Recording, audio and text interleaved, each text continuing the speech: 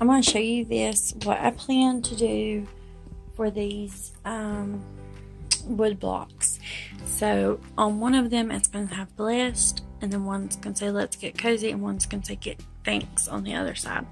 That's all I'm working on tonight, but I just did this in my Silhouette studio. I just typed these up. No specific thing. I spaced that one out, kind of dragged them out because I knew how long my blocks were. I've got a lot of vinyl because I used to have a vinyl business, decals and things that I used to do. Anyway, so I have this huge roll of orange vinyl. I've got like several rolls of like green and orange, and I'm just not going to use them. So I use them as stencils because I know it's colors I will not use a whole lot of. So I cut them on my Silhouette, and I'm just going to weed these, but instead of weeding them like you would a sticker, I'm going to actually take out what you see here, like the words, the letters. I'm going to take them out and leave the background. So I'm going to do that and then use it as a stencil. Okay, so here's what they look like, all weeded out. So you can see that I left the outside and took away the inside. So when you do these, you will need transfer tape or paper. You just cover it and cut it out, and it peels this right off. But if you don't have it, by chance you just don't have it, you can just stick the sticker on there, try to lay it on there and reline these. It just, if you're doing something large, it's going to get messy and has the potential to warp on you. So if at the very least you can go get some contact paper from Dollar Tree or Walmart or somewhere like that, and it will work decently. I just have the stuff that we used for our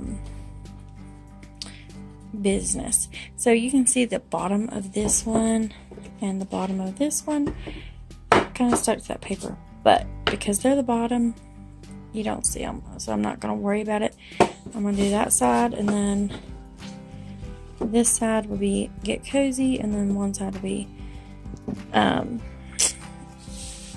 give thanks. So that's the two I'm going to do on that. And then this guy is going to go on a long, just a kind of a skinny narrow one.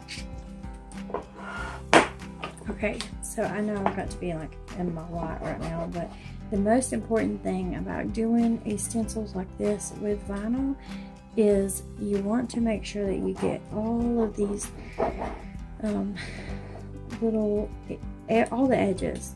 You want to rub them down very well. Rub them until you think that they're good, and then rub them a little bit more, and then you should be good. Now the next step is to take some clear paint or Mod Podge, gesso, any kind of sealer, and put on here so you prevent bleeding. I don't think that this will bleed, but just in case, I don't want all my hard work to go to waste. So I'm gonna go ahead and paint this in with a clear. Okay guys, so now I'm using this clear gesso to just fill in all of these. I go through each one of them, making sure that I get all of the edges, and build up a nice layer so that I don't get any bleeding. And then I just use a black paint. I did several coats of this just to build up that layer upon layer and make sure that it was all covered, and it just turned out so great. I made sure that it was dry before I peeled it off as much as possible, and you just want to make sure that you get every little crack in there, and then you can peel your vinyl off and just touch up any areas that needs touched up. I needed to clean up some of the black had bled through and the white had bled through, so I had to clean up some of that. But overall guys, I love how these turned out. They just looked beautiful, and I look forward to doing more things like this because I just loved these. So I'm excited how they turned out. Thanks for watching guys. I hope you have a great weekend, and God bless.